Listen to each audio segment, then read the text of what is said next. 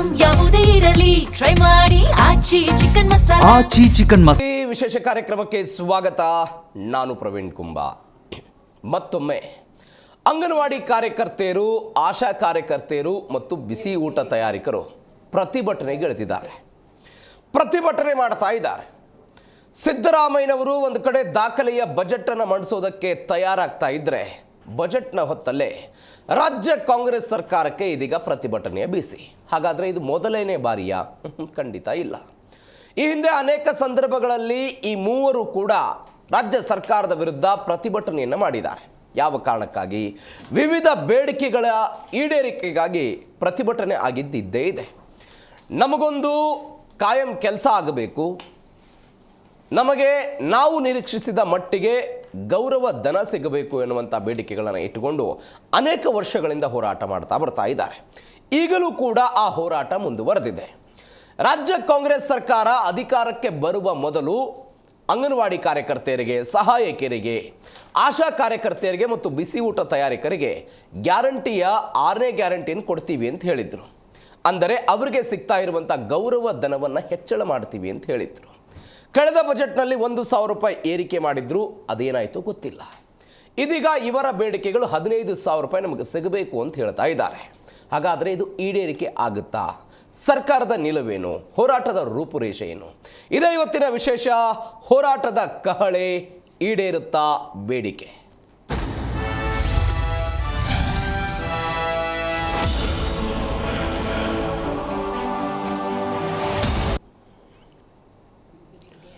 ರಾಜ್ಯ ಕಾಂಗ್ರೆಸ್ ಸರ್ಕಾರ ಅಧಿಕಾರಕ್ಕೆ ಬಂದು ಹೆಚ್ಚು ಕಡಿಮೆ 3 ವರ್ಷ ಆಗ್ತಾ ಬಂತು. ಬಜೆಟ್ ಮಂಡನೆ ಮಾಡ್ತಾ ಇದ್ದಾರೆ ಸಿದ್ದರಾಮಯ್ಯನವರು. ಈ ಬಜೆಟ್ಟಲ್ಲಿ ನಮ್ಮ ಬೇಡಿಕೆಗಳನ್ನು ಈಡೇರಿಸಬೇಕು ಅಂತ ಅಂಗನವಾಡಿ ಕಾರ್ಯಕರ್ತೆಯರು, ಆಶಾ ಕಾರ್ಯಕರ್ತೆಯರು ಮತ್ತು ಬಿಸಿ ಊಟ ತಯಾರಿಕರು ಪ್ರತಿಭಟನೆಗೆ ಬಂದಿದ್ದಾರೆ. ಪ್ರತಿಭಟನೆ, ಫ್ರೀಡಂ ಪಾರ್ಕ್ನಲ್ಲಿ ಪ್ರತಿಭಟನೆ, ವಿವಿಧ ಬೇಡಿಕೆಗಳನ್ನು ಈಡೇರಿಸಬೇಕು ಅಂತ ಅವರು ಹೋರಾಟ. ಈ ಹಿಂದೆಯೂ ಕೂಡ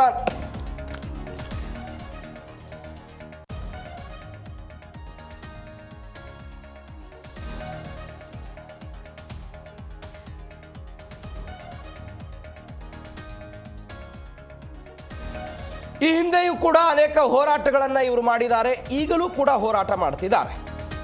ಗೌರವ ಧನವನ್ನು ಹೆಚ್ಚಳ ಮಾಡಬೇಕು ಅಂತ ಇವರ ಬೇಡಿಕೆ ಇದೆ. ಅನೇಕ ವರ್ಷಗಳ ಬೇಡಿಕೆ ಇದೆ. ಕೇಂದ್ರ ಸರ್ಕಾರ ಮತ್ತು ರಾಜ್ಯ ಸರ್ಕಾರದ ಪಾಲಿದೆ ಇದರಲ್ಲಿ. ಕೇಂದ್ರ ಸರ್ಕಾರದ ಪಾಲು ಕಡಿಮೆ ಇದೆ, ಅದು ಕೂಡ ಸರಿಯಾದ ಸಮಯಕ್ಕೆ ಬರ್ತಿಲ್ಲ ಅಂತ ರಾಜ್ಯ ಸರ್ಕಾರ ವಾದ ಮಾಡ್ತಾ ಇದೆ. ಆದರೆ ಚುನಾವಣೆಯ ಸಮಯದಲ್ಲಿ ಕಾಂಗ್ರೆಸ್ನ ಅಧಿನಾಯಕಿ ಪ್ರಿಯಾಂಕಾ ಗಾಂಧಿ ಇವರೆಲ್ಲರಿಗೂ ಕೂಡ ಒಂದು ವಾಗ್ದಾನ ಮಾಡಿದ್ರು. 6ನೇ ಗ್ಯಾರಂಟಿ ಕೊಡ್ತೀವಿ ನಿಮಗೆ ಸಿಗ್ತಾ ಇರುವಂಥ ಗೌರವ ಧನವನ್ನು ಹೆಚ್ಚಳ ಮಾಡ್ತೀವಿ ಅಂತ. ಇದೀಗ ಅದನ್ನು ಈಡೇರಿಕೆ ಮಾಡಿ ಅಂತ. ಈಗ ಸದ್ಯ ಅಡುಗೆಯವರಿಗೆ 4,700 ರೂಪಾಯಿ ಸಿಗ್ತಾ ಇದೆ, ಸಹಾಯಕರಿಗೆ 4,600 ರೂಪಾಯಿ ವೇತನ ಇದೆ. ಈ ವೇತನದಲ್ಲಿ ಜೀವನ ನಡೆಸೋದು ಕಷ್ಟ ಅಂತ. ಇದನ್ನು ಡಿವೈಡೆಡ್ ಬೈ 30 ಮಾಡಿದ್ರೆ 156 ರೂಪಾಯಿ ಬರುತ್ತಿದ್ದು. ಪ್ರತಿದಿನಕ್ಕೆ 156 ರೂಪಾಯಿ ಸಿಗ್ತಾ ಇದೆ. ಏನು ಜೀವನ ನಡೆಸೋಕ್ಕೆ ಸಾಧ್ಯ ಆಗುತ್ತೆ 156 ರೂಪಾಯಿದಲ್ಲಿ ಒಂದು ದಿನಕ್ಕೆ? ಈ ಪ್ರಶ್ನೆ ಇದೆ. 15,000 ಗೌರವ ಧನ ಕೊಡಬೇಕು ಅಂತ ಆಶಾ ಕಾರ್ಯಕರ್ತೆಯರು ಬೇಡಿಕೆ ಇಟ್ಟಿದ್ದಾರೆ. ಆಶಾ ಕಾರ್ಯಕರ್ತೆಯರ ಬೇಡಿಕೆ ದೃಶ್ಯದಲ್ಲಿ ನೀವು ಗಮನಿಸ್ತಾ ಇದ್ದೀರಿ. ಈ ಹೋರಾಟ ಬೆಂಗಳೂರಿನ ಫ್ರೀಡಂ ಪಾರ್ಕ್ನಲ್ಲಿ. ಏನೇನು ಬೇಡಿಕೆ ಇವರದ್ದು? 6ನೇ ಗ್ಯಾರಂಟಿಯನ್ನು, ಗೌರವಧನ ಹೆಚ್ಚಿಸುವ 6ನೇ ಗ್ಯಾರಂಟಿಯನ್ನು ಜಾರಿಗೊಳಿಸಬೇಕು. 2011ರಿಂದ ನಿವೃತ್ತಿ ಆದವರಿಗೆ ಗ್ರ್ಯಾಚ್ಯುಟಿ ಸೌಲಭ್ಯವನ್ನು ಕೊಡಬೇಕು.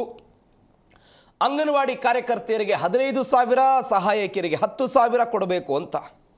2011ರಿಂದ ನಿವೃತ್ತರಾಗಿರುವಂತಹ ವಯೋವೃದ್ಧ ಕಾರ್ಯಕರ್ತೆಯರು ಮತ್ತು ಸಹಾಯಕರಿಗೆ ಗ್ರ್ಯಾಚ್ಯುಟಿಯನ್ನು ಜಾರಿಗೊಳಿಸಬೇಕು ಅಂತ ಇವರ ಬೇಡಿಕೆ ಆಗಿದೆ. ಮತ್ತೊಂದು ಕಡೆ ಅಂಗನವಾಡಿ ಕೆಲಸಗಳೊಂದಿಗೆ ಹೆಚ್ಚುವರಿಯಾಗಿ ಕೊಡ್ತಾ ಇರುವಂತಹ BLO ಕೆಲಸ, ಈ ಕೆಲಸದಿಂದ ನಮ್ಮನ್ನು ಮುಕ್ತರನ್ನಾಗಿ ಮಾಡಬೇಕು. ಏನು ಜವಾಬ್ದಾರಿ ಇದೆ ಆ ಜವಾಬ್ದಾರಿಗೆ ಮತ್ತೆ ನಮ್ಮನ್ನು ಸೀಮಿತಗೊಳಿಸಬೇಕು. ಒಂದು ವೇಳೆ BLO ಜವಾಬ್ದಾರಿಯನ್ನು ತೆಗೆದುಕೊಳ್ಳೋದಕ್ಕೆ ನಿರಾಕರಿಸಿದರೆ ಅವರ ವಿರುದ್ಧ ಕ್ರಮ ಕೈಗೊಳ್ಳಲಾಗುತ್ತೆ. ಕ್ರಮವನ್ನು ಯಾವುದೇ ಕಾರಣಕ್ಕೂ ತೆಗೆದುಕೊಳ್ಳಬಾರದು ಅಂತ ಇವರ ಬೇಡಿಕೆ ಇದೆ. ಇದೇ ವಿಚಾರದ ಬಗ್ಗೆ ಇವತ್ತು ಮಾತನಾಡೋದಿದೆ. ಹಲವು ಜನ ಅತಿಥಿಗಳು ನಮ್ಮನ್ನು ಜಾಯ್ನ್ ಆಗಿದ್ದಾರೆ. ಅಂಗನವಾಡಿ ಫೆಡರೇಷನ್ನ ರಾಜ್ಯ ಪ್ರಧಾನ ಕಾರ್ಯದರ್ಶಿಗಳಾಗಿರುವಂಥ M. ಜಯಮ್ಮ ಅವರು ನಮ್ಮ ಜೊತೆ ಇದ್ದಾರೆ. ಮೇಡಮ್ ನಮಸ್ಕಾರ. ಕಾರ್ಯಕ್ರಮಕ್ಕೆ ನಮಸ್ಕಾರ. ಅನೇಕ ವರ್ಷಗಳಿಂದ ಹೋರಾಟ ಮಾಡ್ತಿದ್ದೀರಿ ಮೇಡಮ್. 1975ರಲ್ಲಿ ಬಂದಂತಹ ಅಂಗನವಾಡಿ ಇದು ಅನೇಕ ವರ್ಷಗಳಿಂದ BJP ಸರ್ಕಾರ ಇರಲಿ, ಕಾಂಗ್ರೆಸ್ ಇರಲಿ, JDS ಕಾಂಗ್ರೆಸ್ ಮೈತ್ರಿ ಇರಲಿ, JDS BJP ಮೈತ್ರಿ ಇರಲಿ, ಯಾವ ಸರ್ಕಾರಗಳ ಬಜೆಟ್, ಅದು ಬೆಳಗಾವಿ ಅಧಿವೇಶನ ಇರಲಿ ಅಥವಾ ಬೆಂಗಳೂರಿನ ವಿಧಾನಸೌಧ ಅಧಿವೇಶನ ಇರಲಿ ಅಥವಾ ಬಜೆಟ್ ಇರಲಿ, ಎಲ್ಲ ಸಂದರ್ಭಗಳಲ್ಲೂ ಹೋರಾಟ ಮಾಡ್ತೀರಿ. ಬೇಡಿಕೆ ಮಾತ್ರ ಈಡೇರಿಕೆ ಆಗ್ತಾನೆ ಇರಲಿಲ್ಲ. ಸ್ವಲ್ಪ ಮಾತ್ರ ಆಗುತ್ತಷ್ಟೇ. ಓಕೆ, ಬಂದಾಗ 500 ರೂಪಾಯಿ ನಮ್ಗೇನು ಒಂಚೂರು ಕೊಡ್ಬೇಕು ಅದು ಕೊಡೋದು, ಆ ರೀತಿ ಆಗ್ತಿದೆ. 50 ವರ್ಷ ಆಗ್ತಾ ಇದೆ ICDS ಆರಂಭ. ಹೌದು. ಸುವರ್ಣ ಮಹೋತ್ಸವವನ್ನು ಆರಂಭಿಸಿದಂಥ ಈ ಒಂದು ಸರ್ಕಾರಗಳು, ಎರಡೂ ಸರ್ಕಾರಗಳ ಮಧ್ಯೆ ನಾವು ಕೆಲಸ ಮಾಡ್ತಾ ಇದ್ದೀವಿ. ಹೌದು. ಸೆಂಟ್ರಲ್ ಗೌರ್ಮೆಂಟ್ದು ಇದು ಸ್ಕೀಮು, ರಾಜ್ಯ ಸರ್ಕಾರದಿದೆ. ಹೌದು. ಆದರೆ ಸೆಂಟ್ರಲ್ ಗೌರ್ಮೆಂಟು ಪೂರ್ಣ ಪ್ರಮಾಣದಲ್ಲಿ ಮಹಿಳೆಯರನ್ನ ಶೋಷಣೆ ಮಾಡ್ತಾ ಇದೆ. ಯಾಕೆಂದರೆ 10 ವರ್ಷಗಳಾಯಿತು, 2018ರಿಂದ ಕೂಡ ಒಂದೇ ಒಂದು ಬಿಡಿಗಾಸನ್ನು ಕೂಡ ನಮಗೆ ಇದರ ಕಾರ್ಯಕರ್ತರಿಗೆ ಗೌರವಧನ ಹೆಚ್ಚಳ ಮಾಡಲಿಲ್ಲ. ಅನುದಾನವನ್ನು ಕೂಡ ಹಿಂದೆ ಸೆಂಟ್ರಲ್ ಗೌರ್ಮೆಂಟ್ 90% ಕೊಡ್ತಾ ಇತ್ತು, ಇವತ್ತು 60% ಇಳಿದಿದೆ. ಇದು ಯಾವ ರೀತಿ, ಯಾವ ಆಧಾರದ ಮೇಲೆ ಇವರು ಇಳಿಸ್ತಾ ಇದ್ದಾರೆ? ಅವತ್ತಿನ ಬೆಲೆಗಿನ ಇವತ್ತು ಬೆಲೆ ಏರ್ತಾ ಇದೆಯೋ ಇಲ್ಲ ಕಡಿಮೆ ಆಗ್ತಾ ಇದೆಯೋ? ಅದರ ಆಧಾರದಲ್ಲಿ ಕಡಿಮೆ ಮಾಡಿ ಇಲ್ಲಿ ರಾಜ್ಯ ಸರ್ಕಾರಗಳು ಹೆಚ್ಚು ಹೊರೆ ಆಗಲಿಕ್ಕೆ ಆಗ್ತಾ ಇದೆ ನಮಗೆ ಅಂತ ಹೇಳ್ತಾ ಇದ್ದಾರೆ. ಆದರೂ ರಾಜ್ಯ ಸರ್ಕಾರದ ಹೆಚ್ಚು ಕೆಲಸಗಳನ್ನು ನಾವು ಮಾಡ್ತಾ ಇರೋದ್ರಿಂದ ರಾಜ್ಯ ಸರ್ಕಾರಗಳು ಅಷ್ಟೋ ನಾವು ಹೋರಾಟಕ್ಕೆ ಬಂದಾಗ ಒಂದಿಷ್ಟು ಕೊಡ್ತಾರೆ ಮತ್ತೆ ಹೋಗ್ತಾರೆ, ಹೀಗಾಗ್ತಿದೆ. ಆದರೆ ಕೇಂದ್ರ ಸರ್ಕಾರ 10 ವರ್ಷಗಳಿಂದ 1 ರೂಪಾಯಿ ಕೊಟ್ಟಿಲ್ಲ. ಅಲ್ಲಿ ಕೂಡ ನಾವು ಇವತ್ತು ಹೋರಾಟವನ್ನು ರೂಪಿಸಿದ್ದೇವೆ. ಎಷ್ಟು ಬರ್ತಾ ಇದೆ ಮೇಡಮ್ ಕೇಂದ್ರ ಸರ್ಕಾರದಿಂದ? ಕೇಂದ್ರದಲ್ಲಿ ನಮಗೆ 4,500 ಕೇಂದ್ರದ ಪಾಲಿದೆ, ಅದರಲ್ಲೂ ಕೂಡ ರಾಜ್ಯದ ಪಾಲು ಸೇರಿದೆ. ಆಗ ನೋಡಿದ್ರೆ 2,500 ಮಾತ್ರ ರಾಜ್ಯ ಕೇಂದ್ರದ ಪಾಲು, 2,700 ರೂಪಾಯಿ ಅಷ್ಟೇ.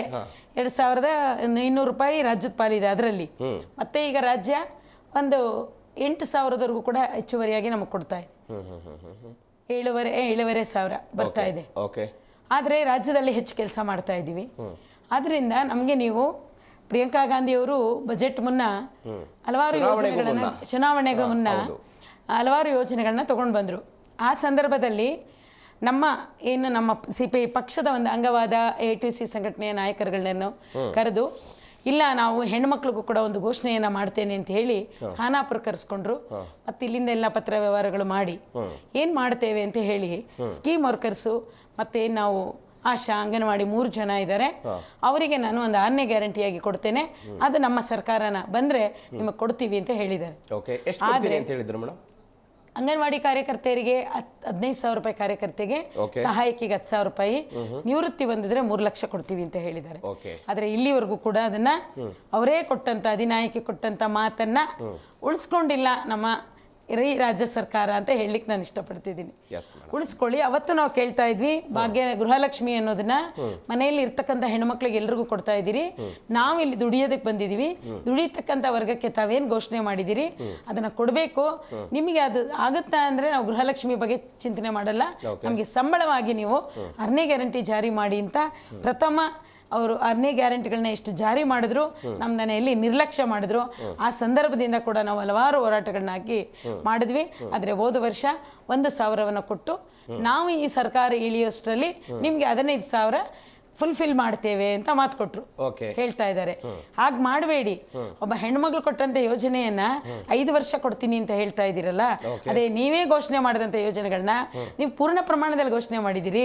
ಇದು ಹೆಣ್ಮಕ್ಳಿಗೂ ಕೂಡ ತಾರತಮ್ಯ ಮಾಡಿದ್ದಲ್ವೇ, ಮಾಡಬಾರ್ದು. ಈಗ ನೀವು ನಮಗೆ 15,000 ರೂಪಾಯಿ ಜಾಸ್ತಿ ಮಾಡಿದ್ರಲ್ಲ, ಅದು ಕ್ರೆಡಿಟ್ ಆಯ್ತಾ? ಬರ್ತಾ ಇದೆ. ಓಕೆ, ಬರ್ತೀನಿ ಮೇಡಮ್.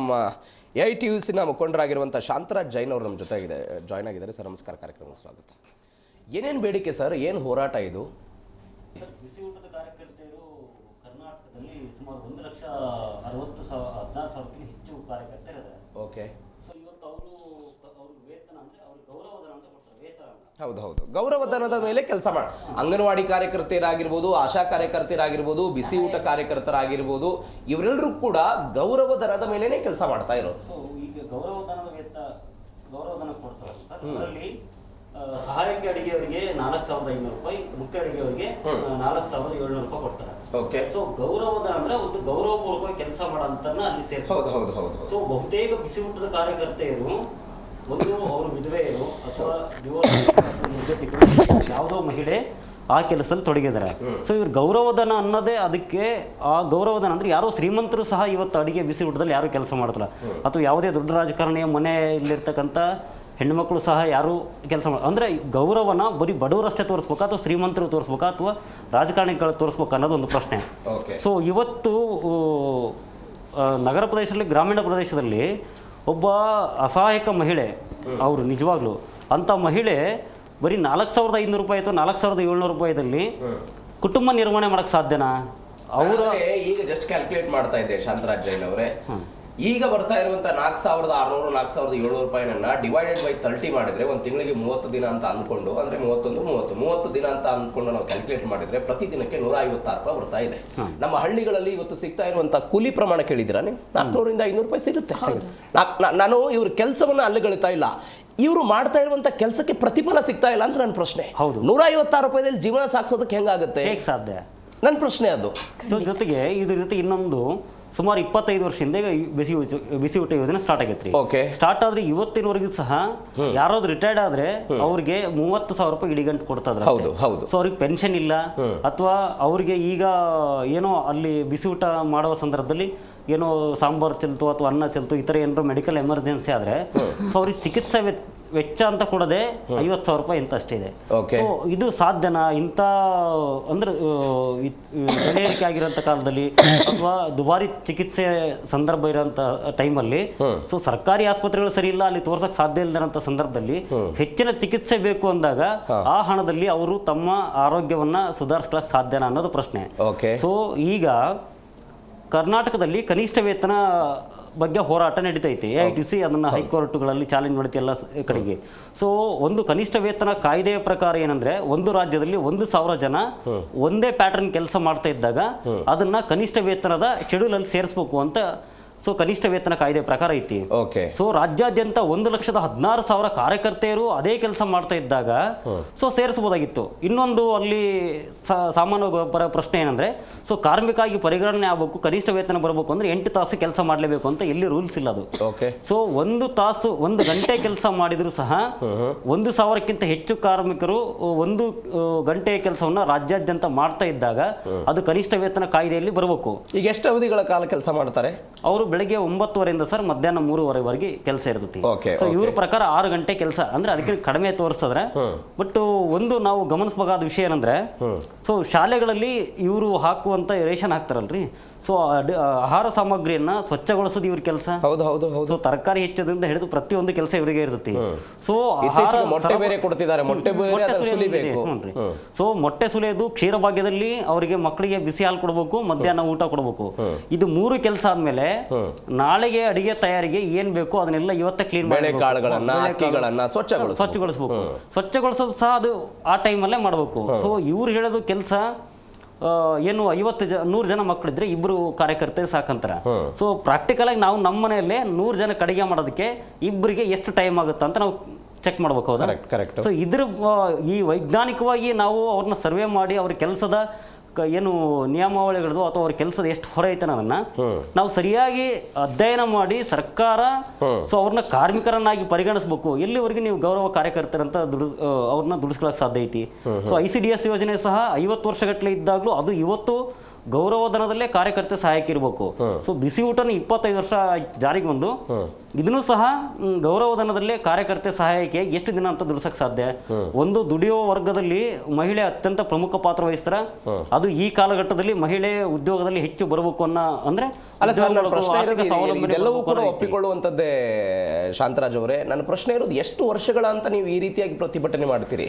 ಅಲ್ಲಿಂದ ಎಲ್ಲೋ ಉತ್ತರ ಕರ್ನಾಟಕದಿಂದ ಬಸ್ಗಳ ಮುಖಾಂತರ ಫ್ರೀಡಂ ಪಾರ್ಕಿಗೆ ಬರ್ತೀರಿ, ಪ್ರತಿ ವರ್ಷ ಪ್ರತಿಭಟನೆ ಮಾಡ್ತೀರಿ, 1,000 ಕೊಡ್ತೀನಿ, 500 ರೂಪಾಯಿ ಕೊಡ್ತೀನಿ ಅಂತ ಅವ್ರೇನೋ ಹೇಳ್ತಾರೆ, ವಾಪಸ್ ಹೋಗ್ತೀರಿ, ಮತ್ತೆ ಪ್ರತಿಭಟನೆ. ಎಷ್ಟು ವರ್ಷ ಅಂತ? ಇದಕ್ಕೊಂದು ತಾತ್ಕಾಲಿಕವಾಗಿ ಕಾನೂನಾತ್ಮಕವಾಗಿ ಹೋರಾಟ ಇಲ್ವಾ? ಕಾನೂನಾತ್ಮಕ ಹೋರಾಟ ಮಾಡಬೇಕು, ಅಗ್ರಿ, ನಾವು ಅದ್ರ ಬಗ್ಗೆ ಏನಿದಿಲ್ಲ. ಸೊ ಈ ಕಾನೂನಾತ್ಮಕ ಹೋರಾಟ ಮಾಡುವಾಗ ಸೊ ತಾವು ಒಂದು ಗಮನಿಸಬೇಕು, ಅಲಹಾಬಾದ್ ಹೈಕೋರ್ಟ್ ಅಲ್ಲಿ ಅಂಗನವಾಡಿ ಕಾರ್ಯಕರ್ತರಿಗೆ ಗ್ರಾಚ್ಯುಟಿ ಕೊಡಬೇಕು ಅಂತ ಬಂತು. ಸೊ ಗ್ರಾಚ್ಯುಟಿಯನ್ನ ಯಾರಿಗೆ ಕೊಡ್ತಾರ ಅಂತ ನಾವು ಒಂದ್ಸಲ ಪರಿಶೀಲನೆ ಮಾಡಿದ್ರೆ, ಯಾರನ್ನ ಕಾರ್ಮಿಕ ಅಂತ ಪರಿಗಣಿಸ್ತಾರ ಅವರಿಗೆ ಮಾತ್ರ ಗ್ರಾಚ್ಯುಟಿ ಬರಬೇಕು. ಸೊ ಕಾರ್ಮಿಕನ ಡೆಫಿನೇಷನ್ ಇಲ್ಲದೆ ಇದ್ರೂ ಸಹ ಗ್ರಾಚ್ಯುಟಿಯನ್ನ ಸುಪ್ರೀಂ ಕೋರ್ಟ್ ಅಗ್ರಿ ಮಾಡಿ ಅದ್ರ ಪರವಾಗಿ ಆರ್ಡರ್ ಕೊಟ್ಟಿದೆ ಅಂದ್ರೆ ಸೊ ಕಾರ್ಮಿಕರಾಗಿ ಪರಿಗಣಿಸಬೇಕು ಅಂತ ನಾವು ಮುಂದಿನ ದಿನಗಳಲ್ಲಿ ಕಾನೂನಾತ್ಮಕ ಹೋರಾಟ ಮಾಡೋದು ಭಾರಿ ಅನಿವಾರ್ಯ, ಅವಶ್ಯಕವಾಗೈತಿ.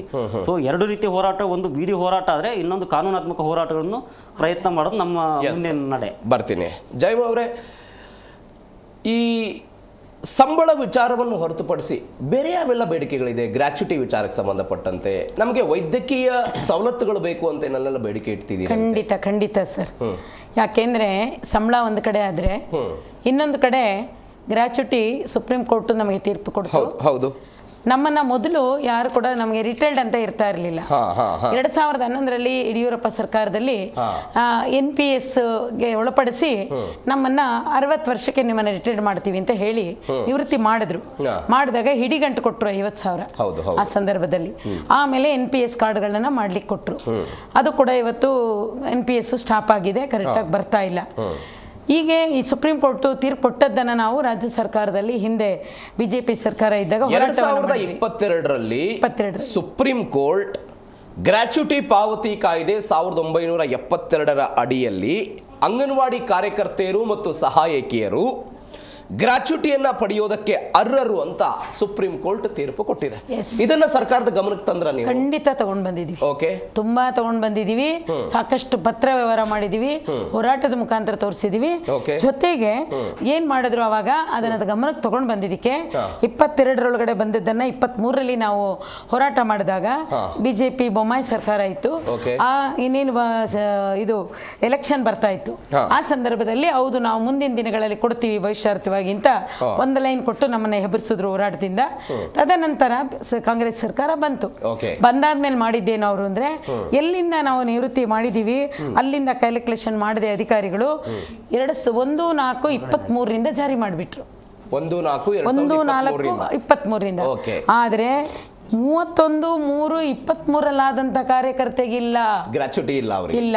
ಓಕೆ, ಇಷ್ಟು ಅನ್ಯಾಯ. ಅಲ್ಲಿಂದ ಇಲ್ಲಿವರೆಗೂ ಕೊಡದಿರ್ತಕ್ಕಂಥ ಕಾರ್ಯಕರ್ತೆಯರಿಗೆ ಕೊಡದೆ ಇನ್ನು ಮುಂದೆ ಅಂತ ಹೇಳಿದ್ರೆ ಹಿಂದೆ ನೀವು ಕೊಟ್ಟಿರ್ತಕ್ಕಂಥ ಕೆಲಸಗಳನ್ನ 350, 400, 3,000, 4,000ದಲ್ಲಿ ದುಡಿದು ಇವತ್ತು ಬರಿಗೈಯಲ್ಲಿ ಹೋಗಿ ದೇವಸ್ಥಾನ ಮನೆ ಬಾಗಿಲುಗಳಲ್ಲಿದ್ದಾರೆ, ಭಿಕ್ಷೆ ಬೇಡ್ತಾ ಇದ್ದಾರೆ, ಮಕ್ಕಳು ನೋಡ್ಕೊಳ್ಳೋರಿಲ್ಲ. ಇಲ್ಲಿ ಎಂಥವ್ರನ್ನ ತಗೊಂಡಿರ್ತೀರಿ ನೀವು? ವೃದ್ಧೆಯರನ್ನ, ಪರಿತ್ಯಕ್ತೆಯರನ್ನ, ಬಡವರನ್ನ ತಗೊಂಡು ಈ ರೀತಿ ಶೋಷಣೆ ಮಾಡ್ತಕ್ಕಂಥದ್ದು ಸರಿಯಾದ್ದಲ್ಲ. ಇವರಿಗೆ ನೀವು ಕೊಡ್ಲೇಬೇಕಂತ ಹೇಳಿ ನಾವು ಹಲವಾರು ಜಂಟಿ ಹೋರಾಟಗಳನ್ನ ಮಾಡಿದ್ವಿ. ಅಂದ್ರೆ ನಿಮ್ಮ ಬೇಡಿಕೆ ಇರೋದು 2011ರಿಂದ ನಿವೃತ್ತಿ ಆದವರಿಗೆ ಕೊಡಬೇಕು. ನೀವು ನಿವೃತ್ತಿ ಇವರೇ ಮಾಡಿರೋದಲ್ಲ. ಸುಪ್ರೀಂ ಕೋರ್ಟ್ ಹೇಳಿರೋದೇನು, ನಿವೃತ್ತಿಯಾದ ಕಾರ್ಯಕರ್ತೆಯರಿಗೆ ನೀನು ಗ್ರಾಚ್ಯುಟಿ ಕೊಡು ಅಂತ ಹೇಳಿದೆ. ಇಲ್ಲಿಂದ ಕೊಡು ಅಲ್ಲಿಂದ ಕೊಡು ಹೇಳಿಲ್ಲ. ಆಕ್ಚುಲಿ ಅದು 72ರಲ್ಲಿ ಬಂದಿರೋದ್ರಿಂದ ಆಕ್ಟ್ ನಮ್ದು 75ರಲ್ಲಿ ಆರಂಭ ಆಗಿದೆ. ಅಲ್ಲಿಂದ ರಿಟೈರ್ಡ್ ಆದವರು 2011ರಿಂದ ಅಲ್ಲಿ ಎಷ್ಟೋ ಜನ ಸತ್ತು ಹೋಗಿದ್ದಾರೆ. ಅವತ್ತಿನ ಸಂಬಳ 11ರಿಂದ ಎಷ್ಟಿತ್ತು ಅಂದ್ರೆ ಬರೀ 3,000 ರೂಪಾಯಿ. ಅದ್ರಲ್ಲಿ ಅರ್ಧ ಕೊಡ್ತೀನಿ ಅಂದ್ರೆ ಏನ್ ಅವ್ರಿಗೆ ಜಾಸ್ತಿ ಆಗೋದಿಲ್ಲ. ಇವತ್ತು ಅದನ್ನ ಸರ್ಕಾರ ಇಲಾಖೆ ಎಲ್ಲ ಅಂಕಿಅಂಶಗಳನ್ನ ತಗೊಂಡು ಫೈನಾನ್ಸ್ಗೂ ಕೊಟ್ಟಿದೆ. 200 ಕೋಟಿ ಆಗುತ್ತಷ್ಟೇ, ಬೇರೇನು ಆಗಲ್ಲ. ನಾವು ಸಿದ್ದರಾಮಯ್ಯ ಅವರು ಇವತ್ತು ಒಪ್ಪಬೇಕು, ಇದನ್ನ ಒಪ್ಪಿಸ್ತೀನಿ ಅಂತ ಹೇಳಿರ್ತಕ್ಕಂಥ ನಮ್ಮ ವರ್ಷದಿಂದ ವರ್ಷಕ್ಕೆ ಶಾಸಕರುಗಳು, ಸಚಿವರ ಸಂಬಳಗಳು ಅಂದ್ರೆ ಅವ್ರಿಗೆ ಅವರೇ ಮಾಡ್ಕೊಂಡ್ಬಿಡ್ತಾರೆ. ಗೌರವಧನಗಳು, ಬೇರೆ ಬೇರೆ ಸವಲತ್ತು ಎಲ್ಲ ಮಾಡ್ಕೊಳ್ತಾರೆ. ನಮ್ಮ ಹೆಬ್ಬಾಳ್ಕರ್ ಅವರು 50ನೇ ವರ್ಷದ ಸಮಾರಂಭದಲ್ಲಿ ನಾವು ಹೋರಾಟ ಮಾಡ್ತಾ ಇದ್ವಿ. ಇನ್ನೊಂದು ವಾರ 15 ದಿವಸ ಇತ್ತು. ನಾನು ಮಾತಾಡ್ತೇನೆ, ಹೌದು ಅಧಿಕಾರಿಗಳಿಂದ ಅನ್ಯಾಯ ಆಗಿದೆ, ನಾನು ಮಾಡಿಸ್ತೀನಿ ಅಂತ ಹೋದವರು ಇಲ್ಲಿವರೆಗೂ CM ಜೊತೆ ಒಂದು ಸಭೆ ಇಲ್ಲ, ಚರ್ಚೆ ಇಲ್ಲ. ಮೊನ್ನೆ ಹೋರಾಟ ಇಷ್ಟು ಮಹಿಳೆಯರು ಬಂದಿದ್ದಾರೆ, ಆ ಮಹಿಳೆಯರಿಗೆ ಬಂದು ನಾನು ಹೀಗೆ ಮಾಡ್ತಾ ಇದ್ದೀನಿ ಅಂತ ಹೇಳೋ ವ್ಯವಧಾನ ಕೂಡ ಇಲ್ಲದೆ ಇವತ್ತು ಅಧಿಕಾರಿಗಳು ಬಂದು ಮನವಿಯನ್ನು ಸ್ವೀಕರಿಸಿದ್ದಾರೆ. ಬರ್ತೀನಿ ಮೇಡಮ್.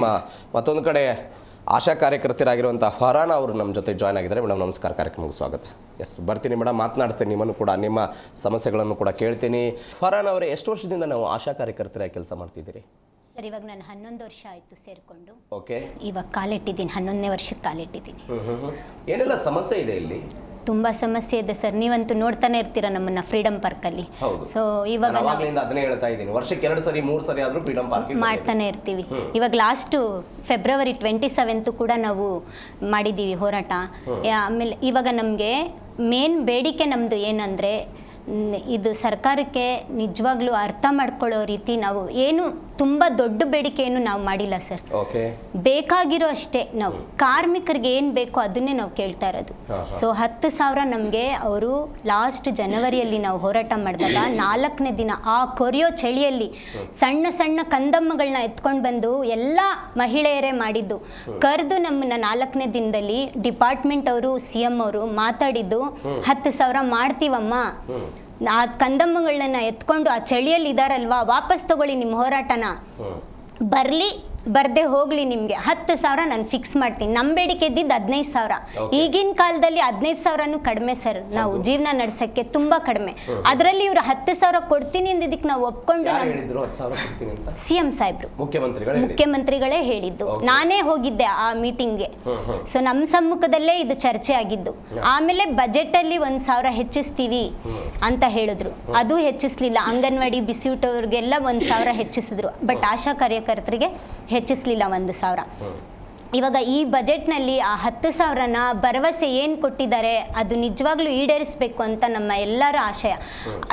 ಈಡೇರಿಸಬೇಕು ಸರ್, ಯಾಕಂದರೆ ಕಷ್ಟಪಡ್ತಾ ಇದ್ದಾರೆ ಆಶಾಸು. ಆ 10,000 ಕೊಡೋಕ್ಕೆ ಇವ್ರು ಇನ್ನೊಂದು ಏನು ಪ್ಲಾನ್ ಮಾಡಿದ್ದಾರೆ ಅಂದರೆ 7,000 ಆಶಾ ವರ್ಕರ್ಸ್ನ ತೆಗಿತೀವಿ ಅಂತ ಇದ್ದಾರೆ.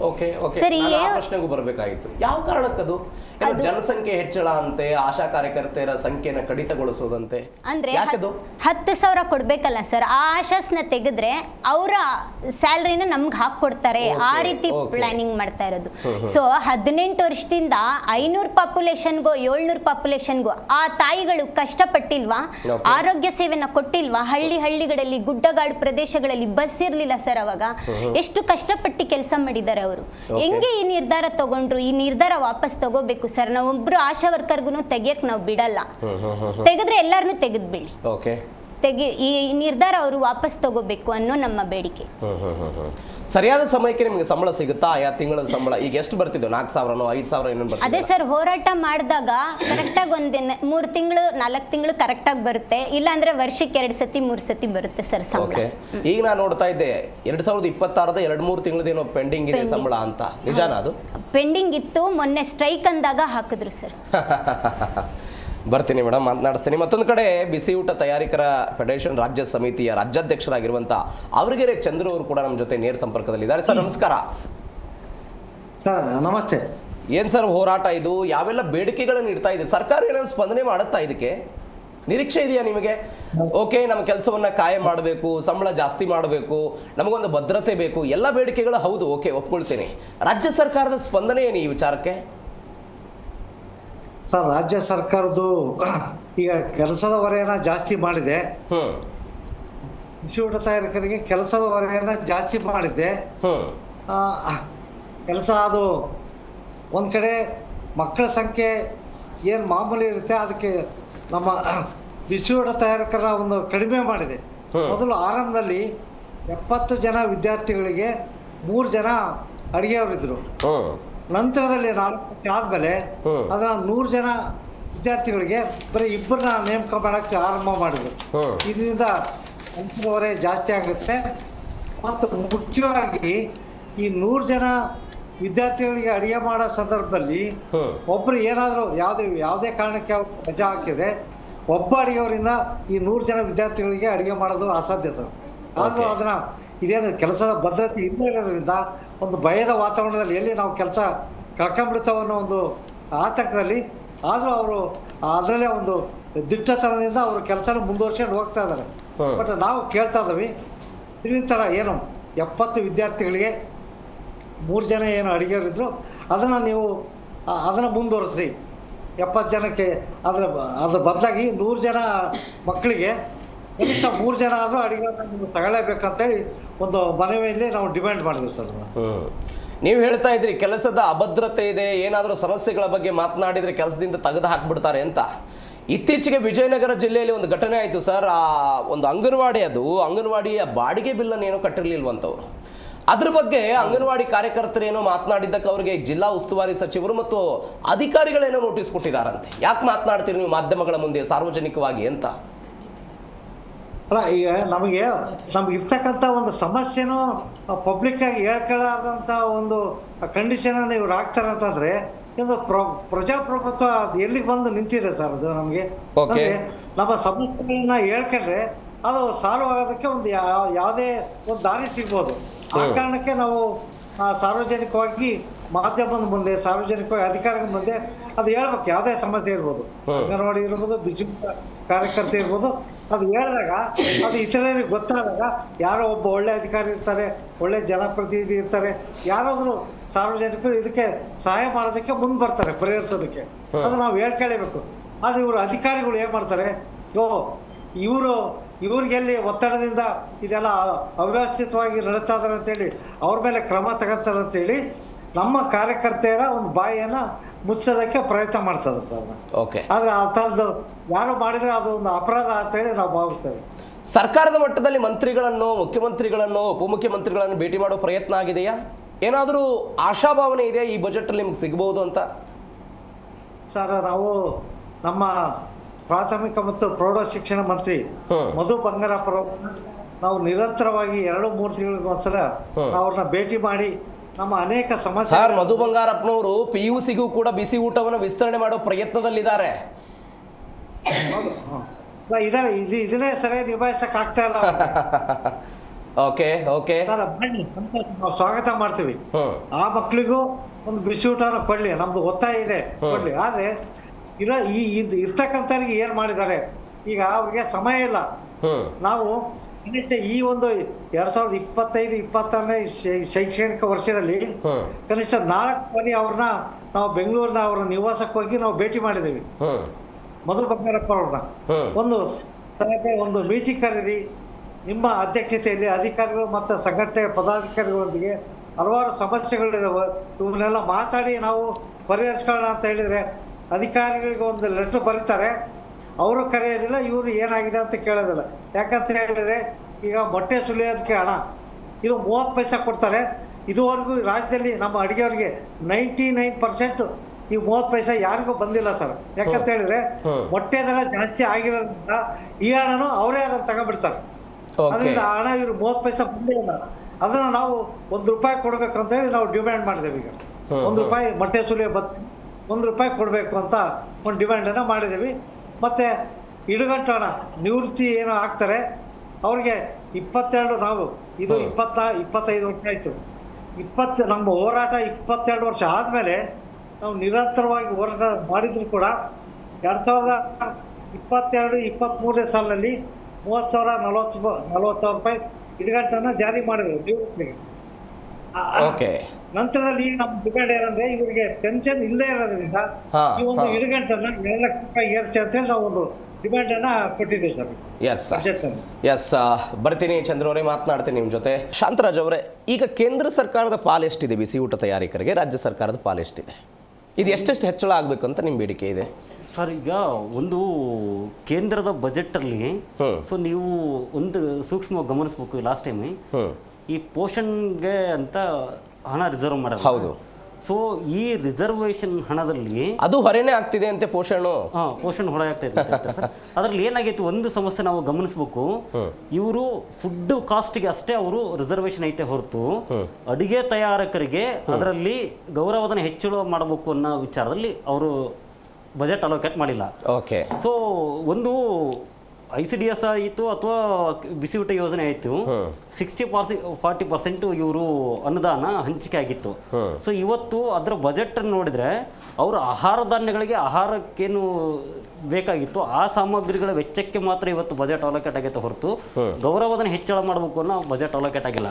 ಸೊ ಇದ್ರ ಜೊತೆಗೆ ಇನ್ನೊಂದು ನಾವು ಗಮನಿಸಬೇಕಾಗಿದ್ದ ವಿಷಯ ಏನಂದ್ರೆ, ಸೊ ಈಗ ಕರ್ನಾಟಕ ಸರ್ಕಾರ KPS ಮ್ಯಾಗ್ನೆಟ್ ಶಾಲೆಗಳನ್ನು ತರ್ತಾ ಇದೆ. ಅಂದ್ರೆ LKG ಮತ್ತು UKG LKG UKG ಇಂದ PUC ವರೆಗಿನ ಒಂದೇ ಕಾಂಪೌಂಡ್ ಒಳಗಡೆ ಸ್ಕೂಲ್ಗಳನ್ನು ಸ್ಟಾರ್ಟ್ ಮಾಡಬೇಕು ಅಂತ ಹೇಳ್ತಿದ್ರೆ. ಸೊ ಇದು ನಾವು ಕರ್ನಾಟಕದ 40,000 ಶಾಲೆಗಳು ಮುಚ್ಚುವ ಸಾಧ್ಯತೆ ಐತೆ ಅಂತ ಒಂದು ಅಂದಾಜು ಐತಿ.